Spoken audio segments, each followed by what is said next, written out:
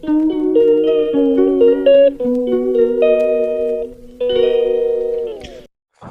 Good morning, सत श्री अकाल, आदाब, नमस्कार, वणक्कम, जय हिंद दोस्तों। कैसे आप लोग? मैं हूं आपका अपना डॉक्टर नवनीत कालरा, जो बताता है आपको हमेशा सच, लेकिन यहाँ पे बताता हूँ अधूरा सच। पूरा सच जानने के लिए मुझे इंस्टाग्राम पे ज्वाइन करें, डॉक्टर नवनीत कालरा, DRNAVNEET कालरा के नाम से। वहाँ पे बताऊँगा आपको पूरा सच। और क्योंकि आज का टॉपिक ही कुछ इतना कंट्रोवर्शियल है जिसपे कि पूरी बात बताना यहाँ पे शायद मुमकिन नहीं होगा, इसीलिए बोलूँगा कि इंस्टाग्राम पे आज का वीडियो जरूर देखें। इसी से रिलेटेड एक पार्ट शॉर्ट वीडियो वहाँ पे आएगा। आज की मुख्य खबर ऐसी है कि जिसकी वजह से मुझे ये वीडियो बनाना पड़ रहा है। पहले बता दूं कि इंडिया में कोविड की स्थिति बहुत अच्छी है। कोई भी इस समय कुछ भी ऐसा अलार्मिंग नज़र नहीं आ रहा है। मुझे नज़ला जुकाम हो गया, वो बात अलग है।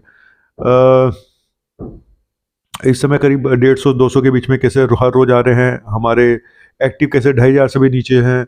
और 3-4 स्टेट ऐसी हैं जहाँ डबल डिजिट में नंबर है, बाकी सब जगह सिंगल डिजिट में या है ही नहीं। और हमारा रिकवरी रेट 98.8% है। पॉजिटिविटी रेट करीब 0.5% के आसपास है। वीकली पॉजिटिविटी 1.11 के आसपास है। तो सब कुछ बहुत अच्छा चल रहा है। जिस तरह से डराया गया था अभी तक वैसा कुछ भी नहीं है। लेकिन डराने का कारण क्या था? क्या सच में रीजनेबल रीजन था या सिर्फ डराना था? आज की खबर बता देता हूं, फिर आप समझ जाना कि क्या क्या कहानियां हो सकती हैं और क्या नहीं हो सकती है। आज की सबसे बड़ी कहानी है कि सीरम इंस्टीट्यूट द्वारा जो कोवोवैक्स एक वैक्सीन थी जो पहले 12 से 17 साल के बच्चों के लिए अप्रूव शायद की गई थी, उसको ड्रग पैनल ने अप्रूव कर दिया है as a booster dose. Booster dose, जी हाँ। यानी कि अगर आपने कोवैक्सीन और कोविशील्ड की 2-2 डोज ले चुके हैं तो आप एज ए बूस्टर डोज इसको लगवा सकते हैं। इससे पहले भी हालांकि उसको प्रिकॉशन डोज बोला गया था, अब बूस्टर डोज। नाम से क्या फर्क पड़ता है यार? तुम प्रिकॉशन बोलो, बूस्टर बोलो, कोई भी बोलो, तो इससे कोई फर्क नहीं पड़ता। बात यह है कि ये third dose as a booster dose approve की गई है, कोवोवैक्स। चलिए, ये तो एक अलग चीज हो गई। अब सबसे बड़ा सवाल जानते हो क्या है? पहले आपको एक स्टडी बता देता हूँ, फिर इसके ऊपर भी आऊँगा। ये जो कोवोवैक्स है या दूसरी बूस्टर डोज भारत में अप्रूव की गई हैं। पहले एक स्टडी हुई है। ये स्टडी हुई है कहाँ पे? ये हुई है कोलंबिया यूनिवर्सिटी, न्यूयॉर्क सिटी में। डॉक्टर डेविड हो हैं और ये बहुत बड़े वायरोलॉजिस्ट हैं, बहुत ही बड़े रिनाउंड वायरोलॉजिस्ट हैं, जिन्होंने एक स्टडी करी है।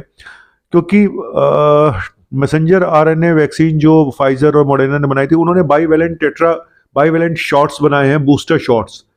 और ये 4th बूस्टर शॉट्स वहाँ पे दिए जा रहे हैं। तो उन्होंने जो स्टडी करी, उनका कहना था कि इस बूस्टर शॉट से कोई फ़ायदा ज़्यादा होने वाला नहीं है और एक टेम्परेरी बूस्ट करता है और वो भी कोई खास इम्यूनिटी नहीं बनती, क्योंकि ये वायरस इतनी तेज़ी से बदल रहा है, इतना रैपिडली अपना रूप बदल रहा है। कभी XBB है, कभी कुछ है, कभी ये वेरिएंट है, कभी वो वेरिएंट है। वायरस आगे आगे और आप उसके पीछे पीछे। जब तक आप उसकी एक रूप तक पहुंचते हो, वो अपना रूप बदल लेता है। सबसे बड़ा इशू यही है, जिसकी वजह से उनका कहना है कि ये जो बाईवेलेंट बूस्टर शॉट्स दिए जा रहे हैं फाइजर मॉडर्ना के, इनका कुछ खास बेनिफिट नहीं होने वाला है। और ये एक सबसे बड़ी चीज एक और है कि जो भी बूस्टर आप देते हैं उसका असर 4 से 6 महीने ही रहता है, तकरीबन। हालांकि बहुत सारी स्टडी हो रही है जी, साल में 2 बार बूस्टर देना चाहिए, कोई कहते हैं साल में 1 बार बूस्टर देना चाहिए, क्योंकि वायरस बदल रहा है, स्ट्रेन बदल रहे हैं, तो हर साल इसका नया, जैसे कि फ्लू की वैक्सीन आती है तो हर साल उसके स्ट्रेन बदल जाते हैं, नए नए स्ट्रेन आते हैं, नए नए टेट्रावेलेंट उसमें ऐड होते रहते हैं। तो जिस तरह से फ्लू की वैक्सीन दी जा रही है हर साल, लगता तो ऐसा ही है कि हर साल कोविड की वैक्सीन भी एक नए रूप में सामने आएगी, एज ए बूस्टर कह लो या जो भी है। तो मुझे तो यही लगता है कि ईयरली वैक्सीन का प्रोग्राम चालू होने वाला है कोविड की वैक्सीन का। लेकिन क्या प्रॉब्लम क्या है कि फ्लू की वैक्सीन को, जैसे कि वैक्सीन के आलोचक बोलते हैं कि कोविड की वैक्सीन को बनाने में बहुत जल्दबाजी की गई, उतनी अभी हमें पता नहीं है, रिसर्च नहीं है, उसके साइड इफेक्ट नहीं पता है, और जो सडन डेथ हो रही है, इतने पेशेंट कोलैप्स कर रहे हैं, उसके पीछे वैक्सीन का हाथ है, बूस्टर का हाथ है। तो और भारत में सिर्फ अभी 20% के आसपास लोगों ने बूस्टर ली है, और ऊपर से कोवोवैक्स को जो अब अप्रूवल मिला है, तो जब से ये शोर मचा हुआ है कि चाइना में सुनामी आई हुई है और अब साउथ कोरिया, जापान के बाद ये वेव होके भारत में आएगी, उस समय पे ये कोवोवैक्स की अप्रूवल मिलना, ये टाइमिंग बड़े आपस में मैच कर रहे हैं, लेकिन हो सकता है ये सिर्फ एक संजोग भर हो। अब क्या बूस्टर लेना चाहिए, नहीं लेना चाहिए? देखो, मैं इस पे हालांकि बहुत बार वीडियो बना चुका हूं, और एक बात मैं पहले बता दूं कि मैंने अभी तक बूस्टर नहीं लिया है। ठीक है, ये मेरा एक पर्सनल डिसीजन है, सीधी सी बात है, ये मेरा पर्सनल डिसीजन है। और मैं फिर बोलूंगा कि अगर आपको और कुछ मेरे से जानना चाहते हो तो आपको इंस्टाग्राम पे मुझे फॉलो करना पड़ेगा, डॉक्टर नवनीत काला। मैं यहाँ नीचे लिंक दे दूंगा, वहाँ पे आप कमेंट सेक्शन में या डिस्क्रिप्शन बॉक्स में आके आप उस फॉलो करके आप मुझे वहाँ पे देख सकते हैं इंस्टाग्राम पे, जो मेरा आज का वीडियो होगा बूस्टर से रिलेटेड। लेकिन ये जो अभी नई बूस्टर आई है, मैं इसके बारे में सिर्फ यही बोलूंगा कि अगर आपको बहुत ज़्यादा चिंता लग रही है, बहुत ज़्यादा है, तो आप अपने जो सीनियर सिटीजन है और जिनको कोमॉर्बिड बीमारियां हैं उनको आप लगवा सकते हैं। और फिर वहीं आएंगे तो ज़्यादा अच्छा रहेगा। लेकिन एक सबसे बड़ा सवाल ये पैदा होता है कि एक जिन मैं ये बात पहले भी बोल चुका हूँ कि जिनको पहले बूस्टर लग चुकी है आज से 1 साल पहले, उनकी इम्यूनिटी कितने दिन तक लॉन्ग लास्टिंग रहेगी। बस टाइमिंग का सबसे बड़ा सवाल है कि बूस्टर जो लगवाने का टाइमिंग है वो कब होना चाहिए, क्योंकि इधर हम लगवाते हैं उधर वायरस बदल जाता है। फिर कहते हैं जी उसके लिए अलग से vaccine, Omicron specific vaccine, XBB specific vaccine, हर एक की अलग अलग वेरिएंट की अलग अलग वैक्सीन आएगी क्या? यहाँ तो पता नहीं कितने बार ओमिक्रॉन की बता रहे हैं 500 से ज्यादा रूप है, क्या क्या 500 स्ट्रेन डालोगे क्या उसके अंदर? तो ये थोड़ा सा बड़ा एक कॉम्प्लिकेटेड इशू है। और मैं सिर्फ यही बोलूंगा कि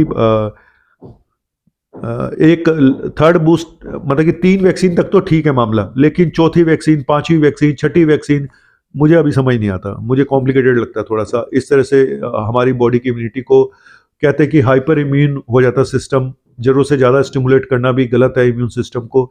जो नेचुरल तरीके से चल रहा है उसको चलने दें तो ज़्यादा बेटर होगा। लेकिन अगर आपको बहुत ज़्यादा चिंता है क्योंकि जिनके साथ कोविड ने बहुत बुरा हाल किया था, जिनके रिश्तेदारों को, उनके मन में बहुत डर सताया हुआ है। तो अगर आपको बहुत डर लग रहा है तो आपको, फिर मैं बोलूँगा जिनको कोमॉर्बिड कंडीशन है, जिनकी उम्र 65 साल से ज़्यादा है आपके घर में, उनको ये बूस्टर लेनी है तो ले सकते हैं। लेकिन चलिए मिलते हैं इंस्टाग्राम पे और वहाँ पे बात करते हैं कुछ और खुल के, थोड़े दिल से, थोड़े दिमाग से। और दिमाग से तो यहाँ पे भी बात करता हूँ, लेकिन वहाँ पे दिल से भी बात करूँगा।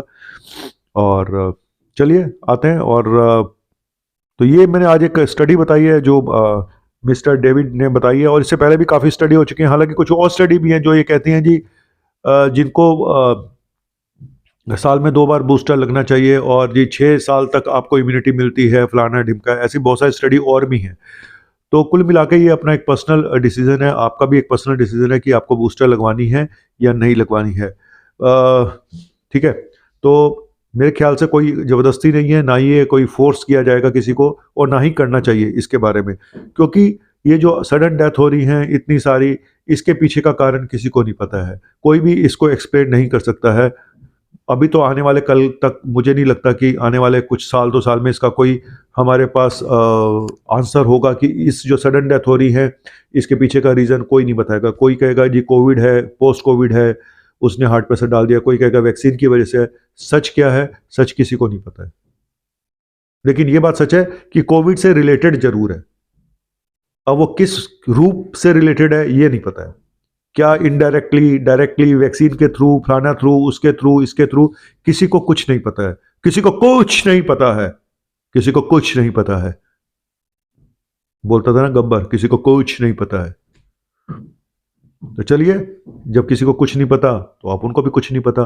जो पता है वो बताऊंगा वहां पे, आइए मिलिए, बात करते हैं। Thank you very much. आपका अपना मुन्ना भाई, MBBS क्या, और अपन को इधर थोड़ा सब्सक्राइब करने का। और अगला वीडियो जरूर देखिएगा कि क्या CT स्कैन कराने से कैंसर होने के चांसेस होते हैं, ये टॉपिक है। कितने % चांसेस होते हैं, बायोप्सी कराने से क्या कैंसर फैल जाता है, ये टॉपिक है। Thank you very much, bye, शुक्रिया।